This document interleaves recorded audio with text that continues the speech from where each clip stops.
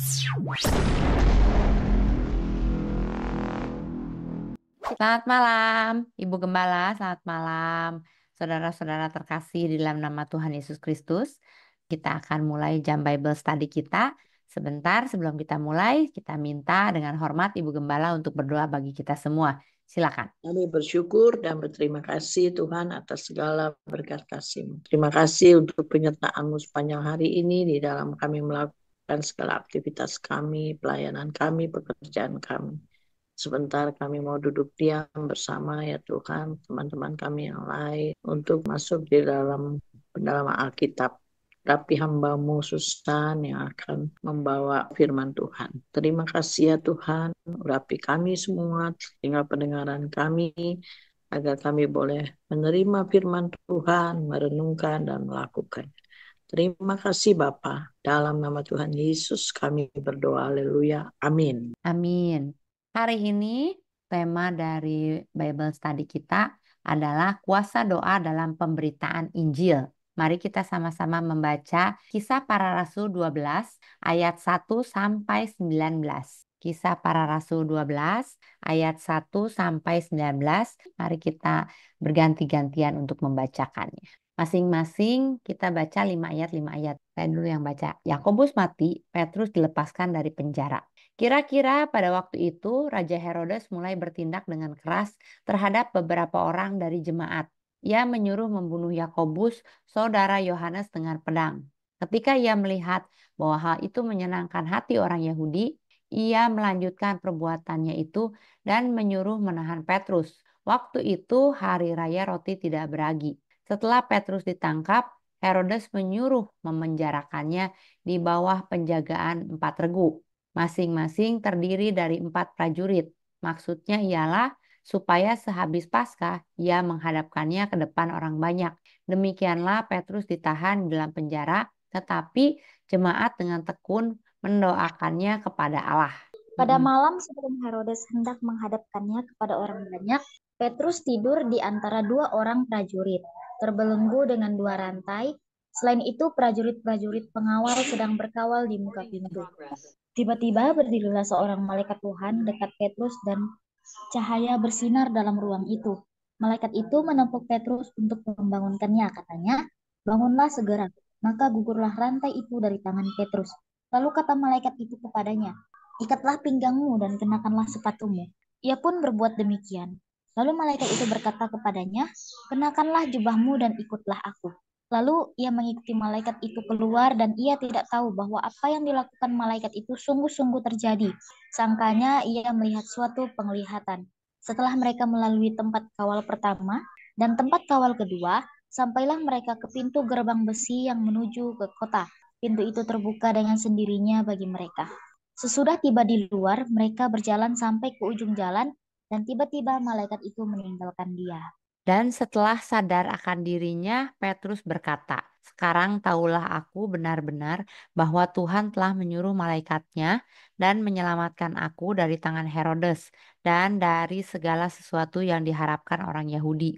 Dan setelah berpikir sebentar, pergilah ia ke rumah Maria, ibu Yohanes, yang disebut juga Markus. Di situ banyak orang berkumpul dan berdoa.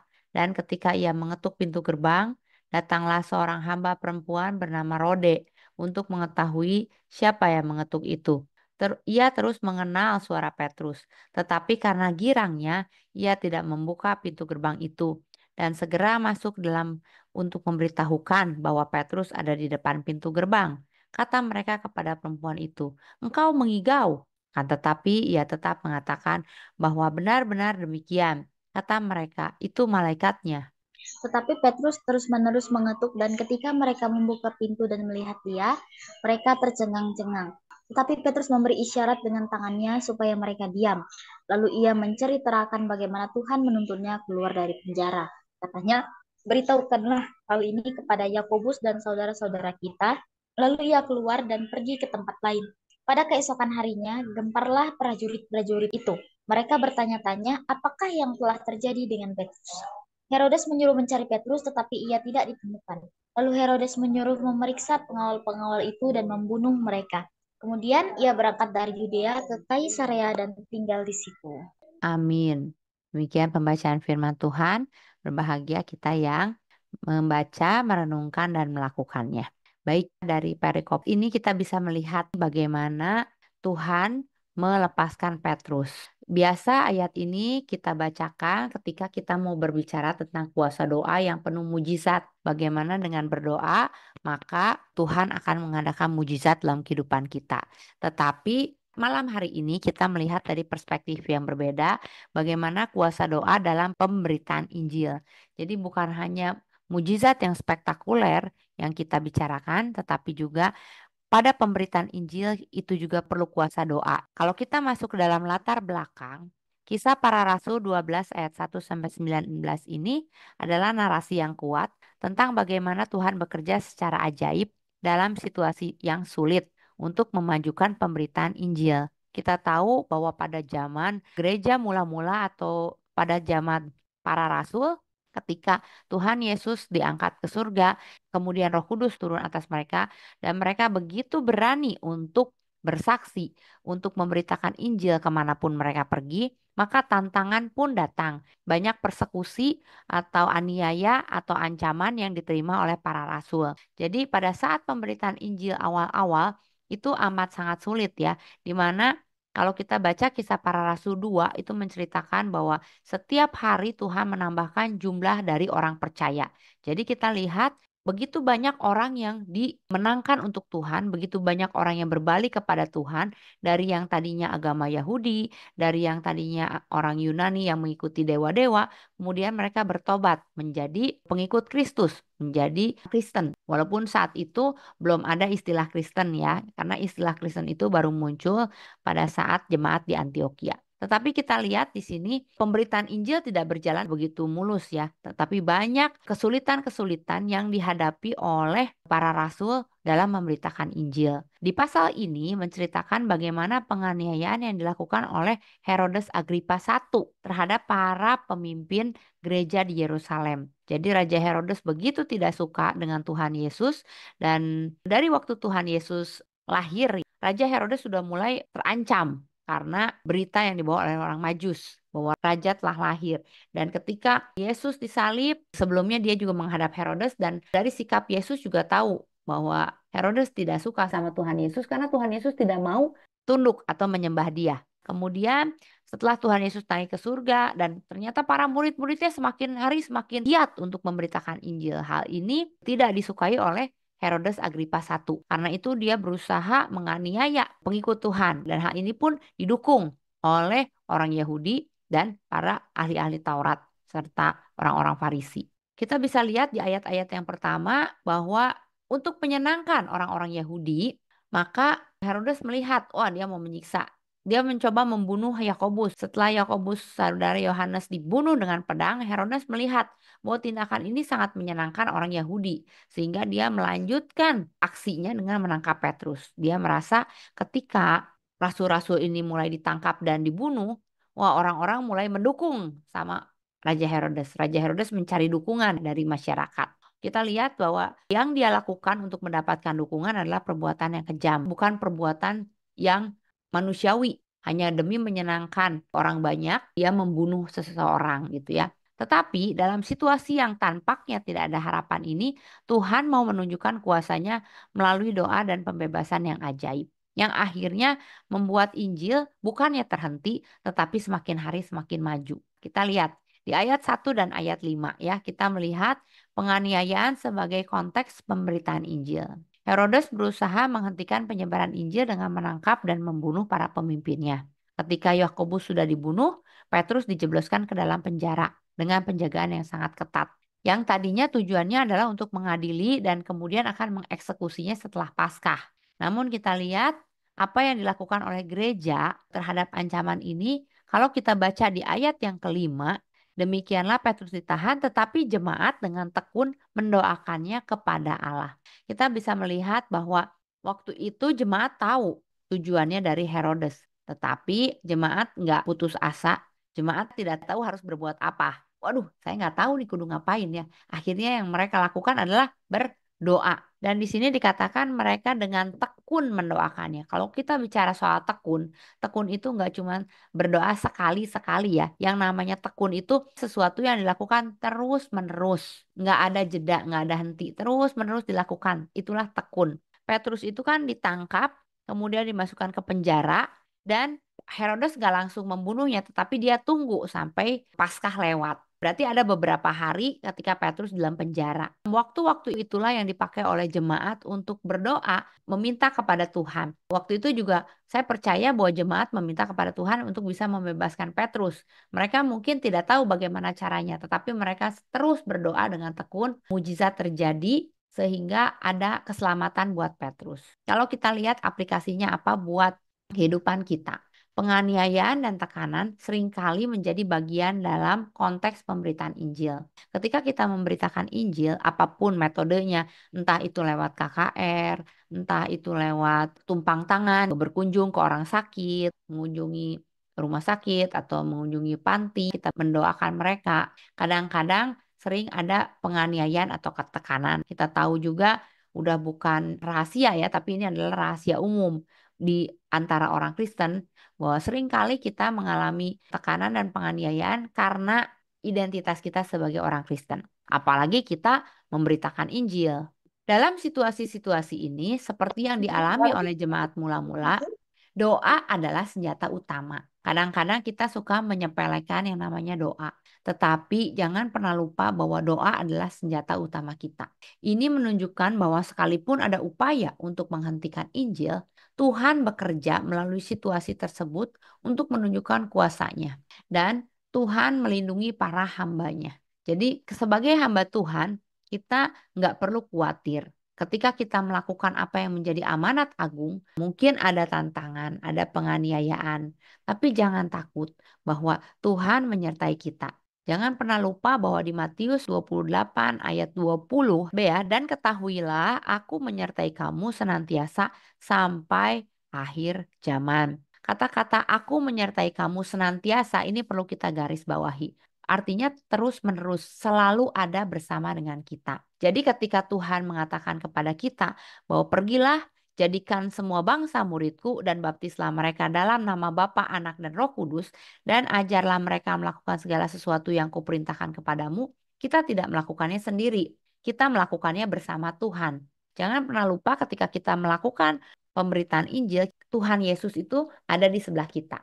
Karena Tuhan sudah berjanji, dia akan menyertai kita. Apalagi ketika kita sudah membaca dalam Kisah Para Rasul pertama, Roh Kudus ada di dalam kita. Roh Kudus yang memberi kekuatan kepada kita untuk memberitakan Injil. Sehingga kita nggak perlu ragu karena kekuatan yang kita punya dari Roh Kudus. Tuhan menyertai kita, ada di samping kita, di sekeliling kita. Jadi nggak ada lagi keraguan-raguan atau nggak ada lagi halangan yang membuat kita takut untuk memberitakan Injil. Tapi bukan berarti tidak ada aniaya dan tekanan pasti ada. Hanya Tuhan sudah berjanji Tuhan akan memberikan kekuatan. Kemudian ayat 6 sampai ayat 11, di sini kita lihat bahwa murid-murid tekun dengan berdoa. Lalu apa yang terjadi? Pada malam sebelum Herodes menghadapkan kepada orang banyak, Petrus tidur di antara dua prajurit. Jadi Petrus itu dibelenggu oleh dua orang. Kenapa? Saking takutnya Herodes bahwa Petrus bisa bebas. Herodes tahu ketika mayat Tuhan Yesus bangkit. Entah dia percaya atau tidak percaya, tapi dia, wah Tuhan Yesus aja bisa keluar gitu dari kubur, bisa bangkit. Maka Herodes ini bersiap-siap. Wah kayaknya Petrus juga bisa kabur nih. Dia takut kalau Petrus dibebaskan oleh para jemaat. Akhirnya dia menahan Petrus itu di dalam penjara. Setelah itu dia mengikatkan dua orang prajurit di sebelah Petrus. Dibelenggu dengan dua rantai. Jadi kalau orang itu dibelenggunya ke tiang, Petrus enggak, dibelenggunya sama manusia juga. Lalu pengawalannya ketat ya, udah di sebelah Petrus dikasih pengawal, ditaruh juga prajurit di depan pintunya. Prajurit-prajurit pengawal sedang berkawal di muka pintu, jadi di dalam dikawal, di luar dikawal. Tetapi kita lihat, pada malam sebelum pengadilan, Petrus dibebaskan secara ajaib oleh seorang malaikat. Ia dilepaskan dari rantai, dibimbing keluar dari penjara.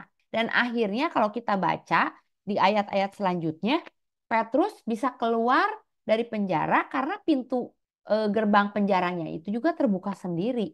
Ya, Petrus yang awalnya berpikir bahwa dia sedang mimpi. sampai malaikatnya membangunkan Petrus dan dia sadar bahwa Tuhan yang benar-benar sudah membebaskan dirinya dari tangan Herodes. Di ayat yang ke-8, malaikatnya berkata, ikatlah pinggangmu dan kenakanlah sepatu. Terus Petrusnya melakukan. Lalu malaikat itu berkata, kenakan jubahmu dan ikutlah aku. Lalu ia mengikuti malaikat itu keluar. Jadi saking kagetnya Petrus, dia sampai tidak tahu apa yang harus dia lakukan. Ketika malaikat menepuk Petrus, Petrus kaget. Petrus sangka dia lagi mimpi. Lalu malaikat sampai perintahin, ikat pinggang loh pakai sepatu. Udah dikerjain sama Petrus. Itu pakai jubahnya sekalian, terus ikut aku. Petrus sampai linglung. Akhirnya dia cuma bisa melakukan apa yang diperintahkan oleh malaikat. Setelah itu dia ikut keluar ya. Dan setelah sampai di luar, dia tidak tahu bahwa yang dilakukan malaikat itu sungguh-sungguh terjadi. Bayangin. Jadi Petrus dalam peristiwa tersebut, segitu dia yang mengikatkan pinggang, dia yang pakai jubah ya, dia merasa seperti lagi mimpi dalam tidur yang dia bisa berjalan sendiri gitu. Bahkan ketika dia sudah sampai di luar pun, dan dia merasa bahwa dia itu melihat penglihatan. Jadi dia tidak ngerasa kalau dia yang dibebasi, tapi dia melihat penglihatan bahwa dia dibebaskan. Setelah mereka melalui tempat kawal pertama, tempat kawal kedua, sampai mereka ke pintu besi yang menuju kota. Artinya apa? Udah keluar tuh dari istana. Kalau kita bayangin di film-film ya, istana raja zaman dulu kan begitu. Terus penjaranya ada di bawah tanah kan. Terus udah gitu Petrusnya pergi ada ngelewatin pintu pertama, terus pintu kedua, sampailah dia sampai keluar yang mau ke kota. Dan pintu itu terbuka dengan sendirinya. Sesudah tiba di luar, mereka berjalan sampai ke ujung jalan, terus malaikatnya pergi. Dan setelah sadar akan dirinya, baru Petrus berkata, sekarang tahulah aku benar-benar bahwa Tuhan telah menyuruh malaikatnya dan menyelamatkan aku dari tangan Herodes dan dari segala sesuatu yang diharapkan oleh orang Yahudi. Jadi Petrus baru sadar bahwa dia tidak bermimpi, tapi itu kejadian nyata adalah ketika dia sudah sampai ke pintu kota. Oh, ternyata itu nggak mimpi. Dan Petrus tahu bahwa kematiannya memang diharapkan oleh orang Yahudi dan dia sangat bersyukur ternyata itu tidak terjadi dan malaikat Tuhan membebaskannya. Jadi pembebasan Petrus yang ajaib ini menunjukkan tidak ada situasi yang terlalu sulit bagi Tuhan ketika Injil harus diberitakan. Tuhan menggunakan doa-doa umatnya untuk membebaskan dan melindungi mereka yang terlibat dalam pemberitaan Injil. Ini juga mengajarkan kita bahwa ketika kita menghadapi kesulitan, atau penolakan dalam memberitakan Injil, kita harus percaya bahwa Tuhan dapat dan akan bertindak secara ajaib. Jadi saudara-saudara, jangan takut ketika kita memberitakan Injil. Karena ketika Injil diberitakan, Tuhan menyertai kita. Ketika ancaman dan aniaya itu datang, tekanan dan persecution itu datang, Tuhan menyertai kita. Dan kita lihat bahwa bagaimana Petrus dibebaskan secara ajaib. Artinya yang dilakukan jemaat tidak seperti film James Bond ya, 007 yang datang ke penjara terus masuk membebaskan Petrus. Tetapi Tuhan bisa mengirimkan malaikatnya. Kalau Tuhan bisa mengirimkan malaikatnya ke dapur api pada zaman Sadrah, Mesah, Abednego, Tuhan bisa mengirimkan malaikatnya juga membebaskan Petrus. Maka Tuhan juga bisa mengirimkan malaikatnya kepada kita saat ini untuk membebaskan kita dan melindungi kita dari ancaman atau dari tekanan pada saat kita memberitakan Injil. Jadi cara Tuhan itu ajaib ya. Kita tidak bisa membatasi Tuhan bagaimana dia bekerja. Ya, dia bisa bekerja hari ini pakai cara A, besok pakai cara B, besok pakai cara C. Jadi jangan kita yang membatasi, oh Tuhan, kalau kerja harus pakai cara D ya. Caranya seperti ini. Enggak. Tapi terserah Tuhan mau pakai cara yang mana. Karena tidak ada situasi yang terlalu sulit bagi Tuhan. Selanjutnya ayat 12 sampai ayat 17. Kalau kita baca di sini, setelah dibebaskan Petrus pergi kan ke rumah Maria, ibunya Yohanes Markus. Nah, Yohanes Markus ini yang kita kenal yang menulis kitab Markus, di mana banyak orang sedang berkumpul dan berdoa. Meskipun mereka telah berdoa dengan tekun, mereka hampir tidak percaya bahwa Petrus muncul di depan pintu mereka. Reaksi mereka menunjukkan kekaguman dan mungkin sedikit tidak percaya terhadap kuasa doa mereka sendiri. Kita sering memetakan pekerjaan Tuhan atau kuasa Tuhan itu di dalam pikiran kita. Oh, Tuhan bekerja dengan cara seperti ini, dengan cara seperti ini.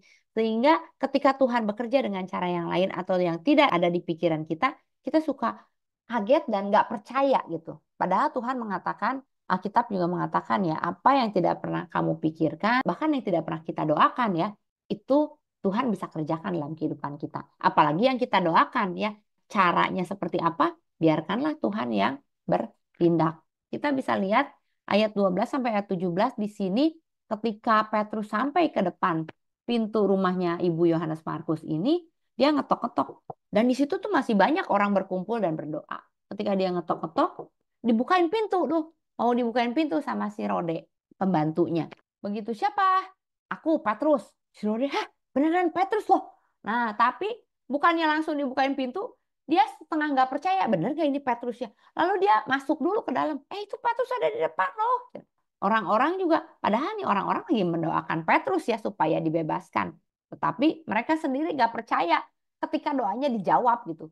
Ah, kamu mah ngigo kali. Enggak, bener. Ah, itu mah malaikat kali. Nah, si Petrus awalnya seneng gitu ya. Tapi lama-lama dia takut juga nih. Jangan-jangan saya dikejar sama tentara nih.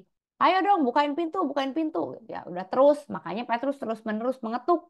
Nah, akhirnya mereka cepet-cepet buka. Wah, karena diketuk terus mereka mau lihat ya, bener nggak Petrus lalu dibuka. Dan mereka tercengang-cengang. Mereka kaget ketika doa mereka dijawab Tuhan. Waduh, ternyata benar. Terus Petrus pakai isyarat. Cepet dia masuk. Terus dia tutup pintunya lagi baru dia cerita. Beritahukanlah hal ini pada Yakobus dan saudara-saudara kita. Nah, kalau kita nanti bertanya, ini Yakobus yang mana lagi? Bukannya Yakobus udah dipenggal di atas. Nah, ya tenang, Yakobusnya banyak. Pengikut Yesus yang namanya Yakobus nggak cuma satu, muridnya satu. Tapi kan ada Yakobus yang lain, yaitu saudara Yesus yang menuliskan kitab Yakobus juga. Lalu ia keluar dan pergi ke tempat lain. Artinya apa? Petrus nggak terus jadi diam di situ karena dia tahu kalau dia masih ada di situ besoknya pasti dia akan dicari sama tentara. Makanya dia begitu udah ketemu sama si saudara-saudaranya, kemudian dia keluar dan pergi ke tempat lain. Terkadang mereka yang terlibat dalam pemberitaan Injil mungkin terkejut oleh cara Tuhan menjawab doa. Namun ini mengingatkan kita untuk berdoa dengan iman dan harapan yang besar. Percaya bahwa Tuhan benar-benar mendengar dan menjawab doa-doa kita. Ketika kita melihat jawaban yang ajaib atas doa-doa kita didorong untuk semakin giat dalam pemberitaan Injil. Saudara terkasih, kita nggak cuma berdoa dengan iman dan harapan yang besar saja ya, tetapi kita perlu berdoa dengan iman dan harapan yang benar. Karena kalau iman kita besar tapi nggak benar juga, Tuhan juga belum tentu menjawab. Tetapi Tuhan menjawab, walaupun iman kita kecil sebesar biji sesawi, tapi kita punya iman yang benar, Tuhan akan menjawab doa kita. Kalau kita lihat ayat 18 sampai ayat 19, pengaruhnya terhadap pemberitaan Injil ya. Lalu keesokan harinya gemparlah prajurit-prajurit itu. Mereka kaget. Ketika mereka bangun ternyata Petrus sudah nggak ada. Kemudian Herodes marah dan dia menyuruh mencari Petrus, tapi nggak ketemu. Akhirnya Herodes memeriksa semua pengawal yang mengawal Petrus dan membunuh mereka. Kemudian Herodes sendiri berangkat dari Yudea ke Kaisarea dan tinggal di situ. Dia nggak kembali lagi ke Yudea. Ya, jadi kita lihat Herodes merasa dipermalukan karena dia malu, maka dia membunuh semua pengawal. Karena itu akan menjadi gosip di antara kerajaan. Gosipnya bisa dua ya. Begitu besar kuasa Tuhan mengeluarkan Petrus dan begitu memalukannya seorang Raja Herodes dengan pengawalan yang begitu ketat, tawanannya bisa kabur. Herodes merasa dipermalukan. Akhirnya dia nggak mau tuh pengawal-pengawal yang bekerja malam itu masih hidup. Akhirnya dia membunuh semua mereka. Entah itu karena kesal atau menutupi bukti supaya harga dirinya tetap terjaga, bukan menjadi orang yang kehilangan tawanan. Setelah itu dia pergi ke Kaisarea dan tinggal di sana. Jadi kita lihat meskipun Herodes berusaha menekan gereja, usahanya malah gagal. Dan Tuhan malah menggunakan hal ini untuk memajukan pemberitaan Injil. Ya, jadi ini menunjukkan bahwa upaya manusia untuk menghentikan Injil itu tidak akan berhasil jika Tuhan terlibat. Ya, sebaliknya Tuhan dapat membalikan keadaan yang paling sulit sekalipun untuk memperkuat dan memperluas pemberitaan Injil. Setiap tantangan atau ancaman terhadap pemberitaan Injil dapat menjadi kesempatan bagi Tuhan untuk menunjukkan kuasanya dan memajukan kerajaannya. Teman-teman sekalian, jangan pernah lupa, amanat agung Tuhan gak pernah berubah dari dulu, sekarang, sampai selama-lamanya. Ya, yaitu apa? Pergilah, jadikan semua bangsa muridku, baptislah mereka di dalam nama Bapa, Anak, dan Roh Kudus, serta apa? Ajarkanlah mereka semua yang kuajarkan kepadamu. Jadi, pemberitaan Injil nggak berhenti aja sampai di kita ngomong tentang Tuhan. Maksudnya nggak cuma sekedar ngomong 1 kali, 2 kali, 3 kali. Tapi Tuhan mau ini terus dilakukan oleh kita setiap waktu, setiap saat. Lalu bagaimana nih cara kita memberitakan Injil? Apakah harus terus-terusan ngomong soal Alkitab, ayat-ayat? Tentu saja pemberitaan Injil bisa dilakukan dengan berbagai metode saat ini. Apa aja sih metode yang bisa kita lakukan pada saat memberitakan Injil? Kalau kita baca di Warta Jemaat kita, ada pertanyaan ini sebelum kita masuk ke metode ya. Menurut Anda, hal apakah yang menjadi tantangan terbesar bagi pemberitaan Injil di Indonesia? Kita tahu ya bahwa pemberitaan Injil di Indonesia ini ada banyak tantangannya ya. Tantangan ini membutuhkan pendekatan yang penuh hikmat, penghormatan terhadap keragaman. Kita nggak bisa tutup mata bahwa orang Indonesia ini sangat plural, ya, sangat beragam. Sampai kita punya lambang negara Garuda Pancasila. Tulisan di bawah Bhinneka Tunggal Ika itu benar-benar mencerminkan Indonesia itu bangsa yang banyak, beragam suku bangsa, beragam budaya, beragam bahasa, tapi diikat di dalam satu kesatuan. Karena itu perlu hikmat dan juga perlu sikap penghormatan. Artinya kita nggak bisa menghakimi keragaman yang lain dengan seenaknya. Serta itu juga perlu strategi yang kreatif dan yang kontekstual. Jadi melalui dialog yang terbuka, kerjasama antar umat beragama, komitmen dalam melayani dengan kasih, tantangan-tantangan yang kita temui itu akan bisa dihadapi dengan efektif. Kita tahu tantangannya apa sih? Yang pertama, tantangan agama dan budaya ya. Kita banyak banget. Agama di kita ada yang paling besar itu Muslim ya. Kita itu negara Pancasila dengan Muslim terbanyak di dunia. Bahkan kita lebih banyak Muslimnya dibandingkan dengan negara Muslim. Negara Muslim itu contohnya seperti Malaysia, Saudi Arabia. Tapi kita lebih banyak. Kenapa? Karena penduduk kita banyak. Jadi kita perlu juga nih hikmat bagaimana untuk menghadapi orang-orang Muslim ya. Dan juga hal ini bisa sering menyebabkan penolakan, sering menyebabkan kesalahpahaman, bahkan konflik. Nggak usah diterjemahkan secara jelas ya, tapi kita bisa baca sendiri beritanya ya, di mana-mana ada banyak gereja ditutup dan lain-lain ya. Nah, itu juga tantangan ya, tantangan pertama, keragaman agama dan budaya. Kemudian yang kedua adalah peraturan hukum. Kadang-kadang kita lihat hukum di kita itu masih kurang tegas. Hukum kebebasan kita untuk memeluk agama dan lain-lainnya juga masih kurang tegas. Kadang-kadang segala sesuatu itu bisa terjadi tergantung dengan kepentingan. Kemudian juga ada tantangan sosial dan ekonomi. Jadi di beberapa daerah kondisi sosial dan ekonomi yang kurang mendukung bisa jadi tantangan.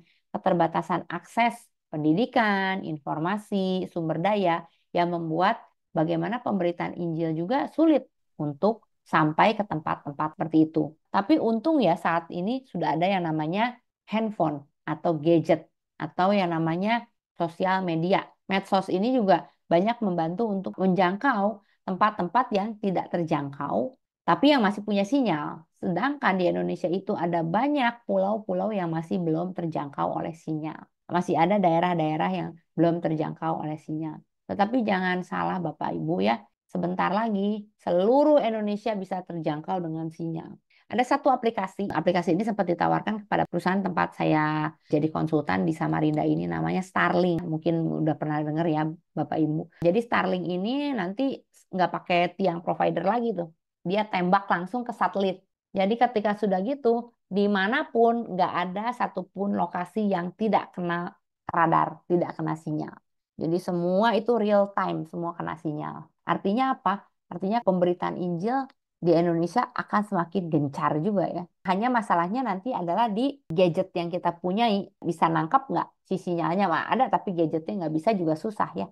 Ketika kita bicara soal kemampuan sosial dan ekonomi, karena nggak cuma sekedar punya handphone ya, tapi si handphone juga harus memadai. Makin lama harus makin canggih. Itu juga butuh uang. Tetapi lama-kelamaan masalah-masalah ini akan terkikis habis dengan teknologi.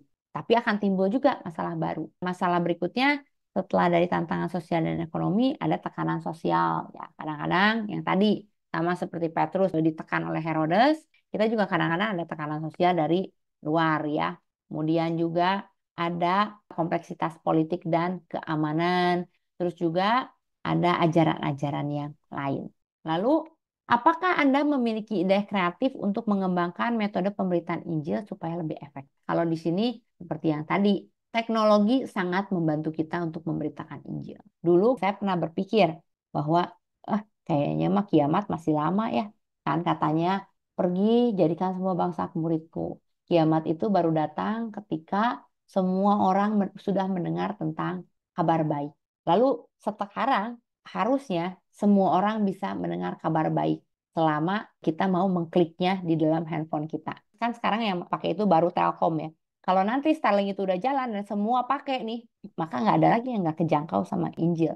Semua orang bisa ngomong apa aja di handphone, bisa memberitakan Injil, dan kalau kita mau mendengar Injil tinggal klik, semua orang bisa dengar. Maka kalau misalnya ada Bapak Ibu atau saudara-saudara yang berkata, tenang aja dari dulu juga katanya akhir zaman, buktinya nggak akhir-akhir. Nah, berarti sekarang udah bener-bener akhir. Jadi kita perlu siap sedia. Jadi apa aja nih ide-ide kreatif atau metode dalam pemberitaan Injil?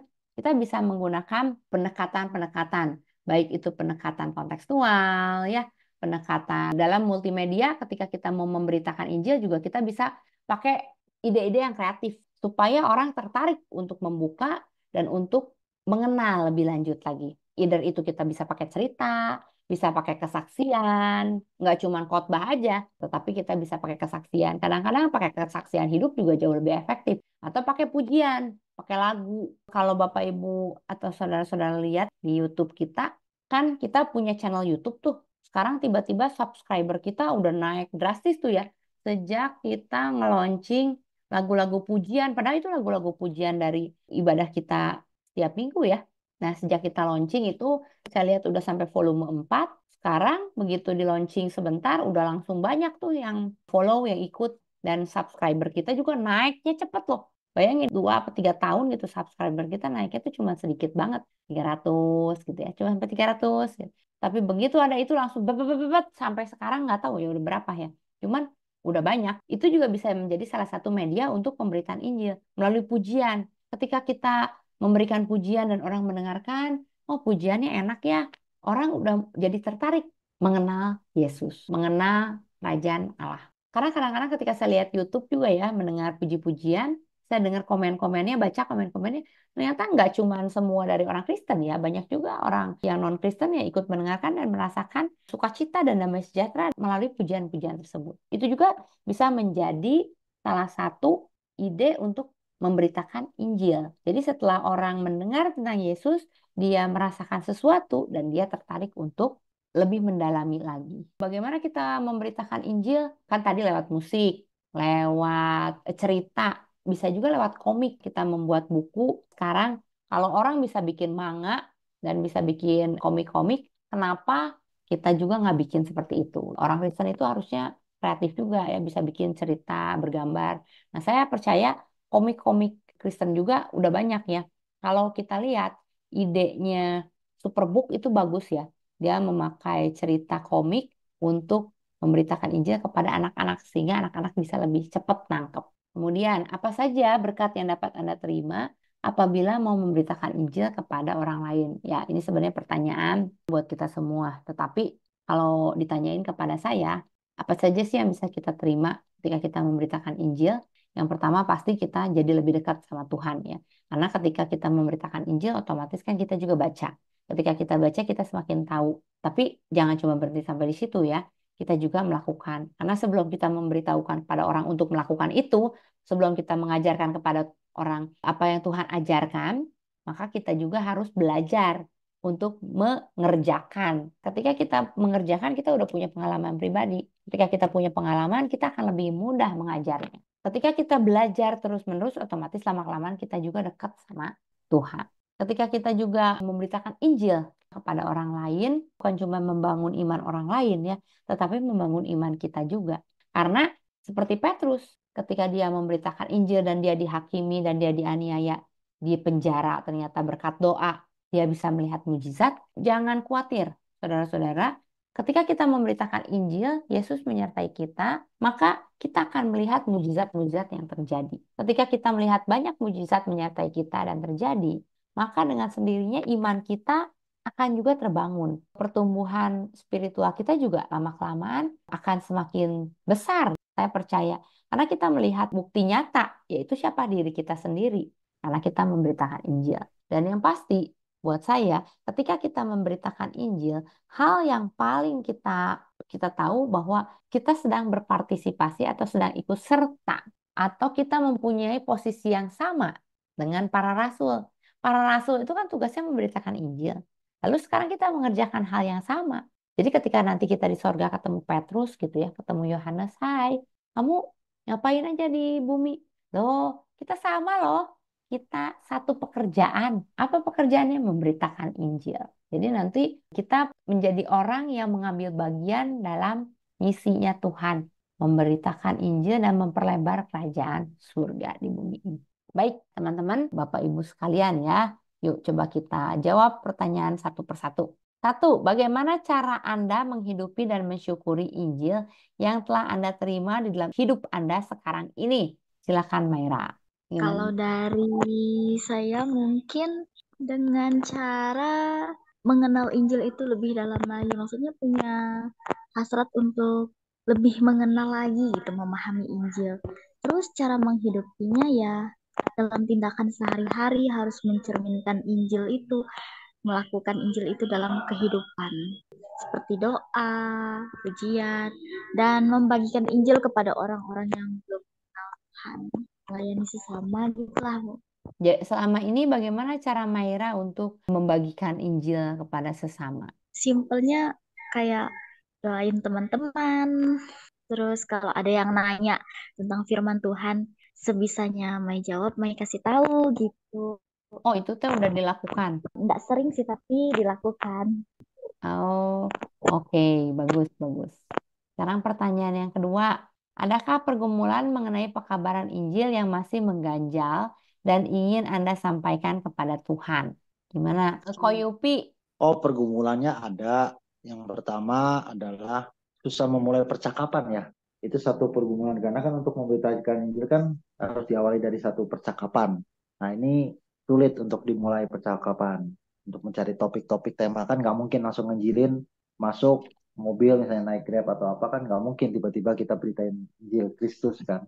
Jadi itu satu pergumulan yang harus dipikirkan tuh bagaimana kita bisa belajar memulai sebuah percakapan agar pada saat terjadi percakapan itu kita bisa memasukkan konten-konten Injil di dalam percakapan itu. Nah, itu yang menjadi pergumulan saya. Terima kasih. Oke, terima kasih. Sekarang yang ketiga, sudahkah Anda berserah penuh kepada Tuhan dan mau melakukan pemberitaan Injil Kristus melalui hidup Anda? Mungkin ini Ibu Gembala ya, udah open mic, silakan. Oh, jadi sudah dong. Makanya ini mau memberitakan firman ke Singkawang nih. Oh, kenapa harus ke Singkawang? Apakah di Bandung sudah semuanya? Iya, memang ya sudah dong. Kan ini tetangga-tetangga sebelah. Sekarang yang sedikit jauh lah ke Singkawang lah. Hmm. Nanti ke Medan minggu berikutnya. Wih, hebat ya. Tawangmangu, Solo, Pontianak, Singkawang, Medan. Menguasai Indonesia Barat langsung semua. Oke, baik. Terima kasih Bu Gem. Nanti kami doakan semoga segala sesuatunya berjalan dengan lancar ya dan pemberitaan Injil berjalan dengan baik. Jadi kesimpulan kita ya bahwa dari kisah para rasul ini kita belajar dalam pemberitaan Injil sering kali terjadi penganiayaan dan kesulitan. Namun doa yang tekun, kepercayaan pada kuasa Tuhan, dan pengalaman akan mujizat membawa kita kepada satu keyakinan bahwa Injil tidak dapat dihalangi oleh kekuatan duniawi. Jadi pemberitaan Injil tidak hanya tergantung pada usaha manusia, tetapi harus ada campur tangan ilahi yang memastikan bahwa pesan tentang Kristus terus tersebar dan berbuah meskipun ada tantangan dan penindasan. Hal ini mengingatkan kita bahwa kita harus tetap berani berdoa dan percaya kuasa Tuhan saat kita memberitakan Injil. Kenapa Tuhan mengizinkan ada aniaya? Supaya kita juga tetap rendah hati ketika kita memberitakan Injil. Tadi sudah saya katakan, ketika kita memberitakan Injil, kita seakan-akan selevel sama rasul-rasul. Tetapi jangan lupa, Tuhan kadang-kadang membiarkan ada tantangan supaya kita tetap rendah hati. Ketika tantangan datang kan kita pasti mau nggak mau sujud di bawah kaki Tuhan, minta pertolongan Tuhan, minta perlindungan Tuhan. Yang selalu membuat kita sadar bahwa kita ini bukan siapa-siapa dan bukan apa-apa tanpa Tuhan. Termasuk ketika kita melakukan amanat agung Tuhan. Jadi even kita melakukan amanat agung Tuhan pun kita tetap memerlukan kekuatan dari Tuhan. Sehingga nggak ada tuh dari kita yang menjadi sombong, yang bilang bahwa saya bisa memberitakan Injil dengan kekuatan saya sendiri. Saya bisa melakukan pelayanan dengan kekuatan saya sendiri. Enggak ya. Tetapi baik pemberitaan Injil maupun pelayanan semua kita lakukan dengan kekuatan yang dari Tuhan. Amin. Tuhan Yesus memberkati. Baik Bapak Ibu, sampai di sini apakah ada yang mau ditanyakan atau ada yang mau dikomentari? Saya persilahkan. Kak Maira, kira-kira apa yang didapat pada malam hari ini dari Bible Study kita? Silakan. Yang saya dapatkan dari Bible Study pada malam hari ini adalah bagaimana Injil itu akan terus bekerja dalam kehidupan kita orang Kristen gitu ya. Mau tidak mau kita sebagai orang Kristen harus memberitakan Injil. Nah terus tadi seperti pertanyaan kedua yang pergumulan itu, di situ saya belajar bagaimana pergumulan memberitakan Injil itu harus kita sikapi gitu dengan usaha kita untuk kita bisa sampaikan Injil itu kepada orang banyak. Soalnya Bu, saya tuh pernah ya waktu itu ke pasar, terus masih di asrama. Ke pasar terus ditanya nih sama orang di pasar, ada mas-masnya nanya, kekristenan itu tuh apa sih katanya gitu. Karena Mai belum punya ilmu yang banyak untuk menjelaskannya gitu kan, takut salah. Terus Mai jawab waktu itu semua agama sama aja gitu. Jadi kayak dari bagian itu Mai itu belajar menyerahkan pergumulan itu tuh ke dalam tangan Tuhan gitu, biar bisa menjelaskan dengan baik gitu. Baru kepikiran tadi, soalnya pernah ditanya kayak gitu, terus Mai jawabnya kayak ngelantur gitu loh Bu. Jadi kayak gimana ya belajar aja lah gitu. Iya sih kadang-kadang. Makanya kita harus selalu siap sedia waktunya tepat atau tidak tepat ya. Karena kadang-kadang juga kan kita nggak tahu ya siapa yang nanya gitu ya. Makanya kenapa kita harus terus belajar, terus mengisi pengetahuan kita, pengalaman kita tentang Tuhan. Supaya pada saat ada orang yang bertanya kita bisa menjelaskan kekristenan itu seperti apa sih. Karena apa? Karena kita mengetahui dan mengalaminya sendiri. Itu Mei. Jadi sebenarnya kalau misalnya next time kamu ditanyain lagi, kamu ceritain aja apa yang kamu tahu dan apa yang kamu alami selama kamu menjadi orang Kristen. Apa nih yang kamu rasakan gitu ya. Nggak perlu, saya harus pakai kata-kata yang bagus, pakai ayat firman Tuhan atau bagaimana. Nggak. Cukup menceritakan hidup kita. Kalau kita sudah hidup dengan kekristenan yang baik, cukup dengan menceritakan hidup kita, kita sudah memberitakan Injil kepada orang lain. Dan Roh Kudus yang akan bekerja menjamah orang itu. Benar kan Bu Gembala ya? Karena saya ingat waktu itu Ibu Gembala selalu bilang bahwa yang membuat orang itu bertobat adalah kasih karunia dari Roh Kudus. Amin. Betul. Betul. Terima kasih. Terima kasih ya Maira. Kalau dari Koyupi, apa yang Koyupi dapat pada malam hari ini? Ya, bahwa kita jangan berhenti berharap ya. Meskipun dalam kondisi kesukaran bagaimanapun jangan berhenti berharap dan jangan berhenti berdoa. Karena mujizat itu pasti ada. Entah bagaimana caranya, entah kita senang tidak senang, tapi harapan dan mujizat itu masih ada. Itu kalau saya melihat dan mendengar tentang Petrus saat di penjara hingga keluar dan sebagainya. Amin. Kalau tentang pemberitaan Injil bagaimana Koyupi? Kalau tentang pemberitaan Injil kan itu sebagai amanat agung ya. Jadi ya memang harus dan wajib dilakukan suka tidak suka. Namun untuk melakukan pemberitaan Injil ya kita harus bijak. Harus lihat konteksnya, harus lihat tempatnya, waktunya, momentumnya itu ya. Jadi nggak bisa juga membabi buta gitu kan. Kan Tuhan juga kasih kita hikmat akal budi ya. Jadi nggak kemudian membabi buta memberitakan Injil gitu. Kalau sebagai satu perintah ya harus dilakukan. Itu aja sih. Jadi saya rasa nggak perlu banyak komen karena memang itu sebagai suatu instruksi bukan diskusi ya.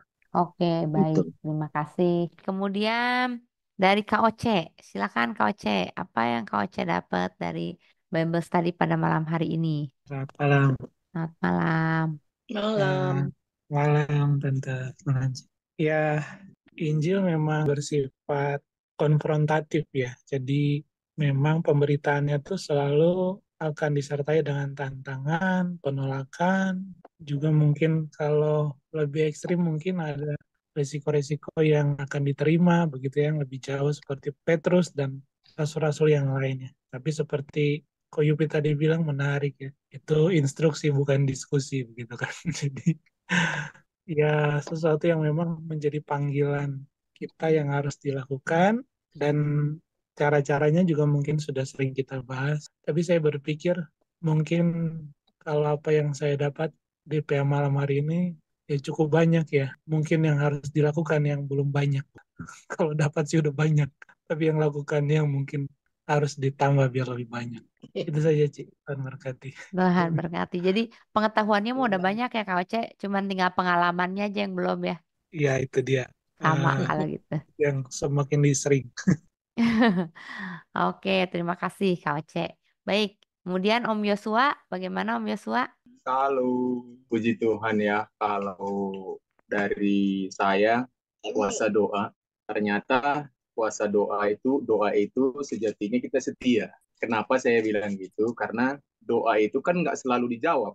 Kadang dijawab, tapi nggak sesuai dengan kehendak kita, keinginan kita, mungkin dengan cara lain. Maka timbullah tadi perkataan Koyupi yang mengatakan entah bagaimana caranya, yang penting kita berdoa dengan setia gitu ya. Bagaimana caranya supaya kita dapat berdoa dengan setia? Nah, sekarang kan timbul pertanyaan dari esensi doa tersebut adalah setia sejatinya. Kenapa saya katakan setia? Karena ada kalanya orang bosan berdoa, ada kalanya orang kecewa dengan doanya, ada kalanya nggak mau lagi berdoa gitu ya. Kenapa? Itu kan kita nggak bisa pungkiri. Nah, kadang kita sebagai manusia lihat gelombang, ini enak nih, cocok nih doa nih. Kayaknya hadirat Tuhan ada nih, urapan Tuhan ada. Tapi kalau pas kesel banget, udahlah, orang itu aja lah doa. Nah, kira-kira kayak gitu pengalaman pribadi kira-kira. Sehingga bagaimana caranya supaya kita tetap setia berdoa? Supaya kita tetap setia berdoa, caranya begini. Kalau kita sudah bosan berdoa, ya namanya bosan ya. Biasa ya. Biasa juga ada orang yang bosan berdoa karena doanya ya itu aja. Bagaimana caranya mengatasi supaya jangan bosan berdoa? Ya, caranya kita ganti situasi lah. Kalau biasanya doa di gereja aja terus, kali-kali perlu kita ke Ungaran, kali-kali perlu kita menara doa kemana, supaya jangan bosan gitu. Nah, kalau kita kecewa dengan doa, ya kadang-kadang kan kita nggak menutup kemungkinan ya, doa itu kan nggak selalu seperti yang kita harapkan gitu. Kecewa atas jawaban doa kita juga bisa. Bagaimana caranya? Ya kita caranya harus ego kita lepaskan di situ, jangan melulu kehendak kita dan keinginan kita. Nah, di situ kita harus merubah keegoisan kita yang melulu notabene hanya kemauan kita. Makanya Ayub pernah bilang sama istrinya, masa kita hanya menerima yang baiknya saja. Kira-kira kayak gitulah bahasa Ayub sama istrinya gitu kan. Nah, ketiga, kalau kita kecewa itu yang perlu kita perbaharui dengan jawaban doa kita, kecewa itu kita harus berani berkata terima apa adanya, bahwa apa yang diberikan Tuhan jauh lebih baik daripada apa yang kita inginkan. Karena Tuhan jauh lebih tahu apa yang dibutuhkan oleh kehidupan kita daripada kita memahami apa yang ada dalam kehidupan kita ini. Ini yang menjadi berkat yang saya terima dari Bible Study mengenai kuasa doa ya. Bukan berarti kuasa doa itu nggak ada. Ada, tapi kadangkala kita nggak mau berdoa karena nggak sesuai dengan kehendak kita dan keinginan kita. Banyaknya kita menginginkan, bukan kebutuhan. Keinginan kita yang kepingin kita dipenuhi, bukan kebutuhan. Sehingga ada yang namanya kecewa, ada yang namanya bosan, ada yang namanya iri, ngambek, entah apalah itu semua. Nah, yang perlu kita perbaharui adalah suasana keegoisan kita, terus penerimaan kita. Itu yang perlu kita rubah supaya kita tahu bahwa Doa itu sejatinya kita harus setia. Bagaimana supaya kita tetap setia berdoa? Ya itu tadi, 3 hal tersebut kita harus miliki dalam kehidupan kita. Nah itu mengenai doa. Bagaimana cara kita memberitakan kabar baik atau menjadi pemberita firman gitu ya.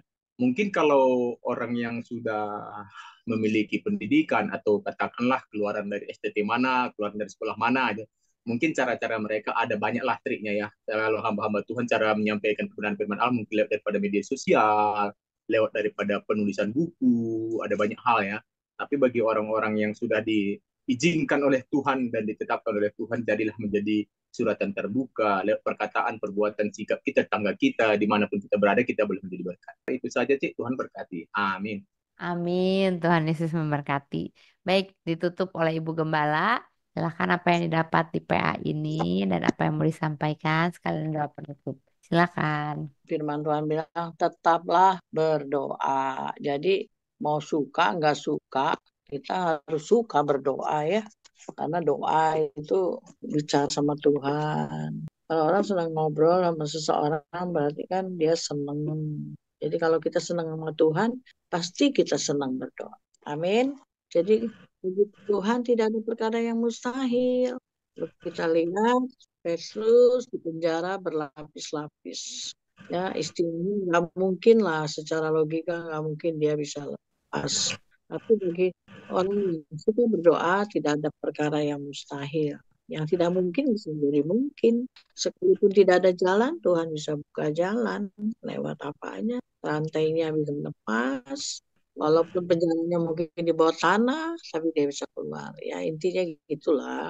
Nah, jadi kalau orang suka berdoa, banyak hal-hal yang tidak pernah dia pikirkan, yang tidak pernah dia lihat, dia tidak dengar, bahkan tidak pernah timbul dalam hatinya, Tuhan akan nyata. Karena orang yang suka berdoa berarti dia mengasihi Tuhan dan takut Tuhan. Jadi Petrus adalah orang yang mengasihi Tuhan. Dan kalau kita mengasihi Tuhan, pasti kita suka menceritakan kebaikan Tuhan, bersaksi, menceritakan Tuhan, bahwa dia adalah juru selamat, jalan keselamatan, kehidupan, dan kebenaran. Ya. Jadi kalau orang yang mengasihi Tuhan, yang suka berdoa, pasti dia juga suka memberitakan firman, memberitakan Injil. Orang yang malas memberitakan Injil itu ya berarti orang itu dia males ya. Karena kalau kita berkomunikasi sama Tuhan, suka berdoa berarti sama dengan kita suka berkomunikasi. Kalau kita berkomunikasi sama Tuhan, pasti Tuhan bilang, kamu memberitakan Injil. Beritakan Injil bukan wah harus arogan atau bagaimana, enggak. Yang sakit didoain, disembuhkan, jadi dia rasakan Tuhan. Yang lemah dikuatkan, ya, beban berat dipulihkan, ya. Jadi kita bisa menjadi berkat. Kadang-kadang banyak orang Kristen juga nggak menghidupi firman. Nah, mari dengan memberitakan Injil kepada orang Kristen juga sama kita membangkitkan semangatnya untuk dia bisa menghidupi firman. Tuhan Yesus, terima kasih lewat firman-Mu kami boleh pada saat ini belajar semakin mengerti dari hari lepas hari, ayat demi ayat. Ya, banyak hal yang kami boleh belajar lewat peristiwa Petrus, terutama bagaimana Petrus bisa lepas dari segala belenggu penjara, sekalipun sepertinya tidak ada jalan keluar, tapi Allah sanggup melakukan yang tidak pernah terpikirkan. Terima kasih Bapak. Terima kasih biarlah kami boleh menjadi orang yang suka berdoa, suka memberitakan kebaikan Tuhan, menciptakan kasih Tuhan, sehingga yang lemah dikuatkan, berbeban berat dipulihkan, yang sakit disembuhkan. Dalam nama Tuhan Yesus, berkati hamba-hambamu, berkati Kak Oce, berkati Cici, berkati Kak Yupi, berkati Om Yosua, juga Maira, ya Tuhan. Jadikan kami semua menjadi berkat bagi semua orang. Terima kasih Bapa, dalam nama Tuhan Yesus, kita sama-sama berdoa. Bapa kami yang ada di surga, dikuduskan nama-Mu, datanglah kerajaan-Mu, jadilah di bumi seperti di surga. Berikanlah kami pada hari ini makanan kami yang secukupnya, Dan dan ampunilah ampunilah kami segala akan salah kesalahan kami, kami, seperti seperti kami kami pun juga mengampuni orang yang mengampuni bersalah yang kepada salah kami. kepada kami. Dan Dan jangan janganlah membawa kami bawa ke dalam kami ke dalam cobaan, pencobaan, tapi tapi lepaskanlah lepaskanlah kami kami dari daripada yang jahat. jahat.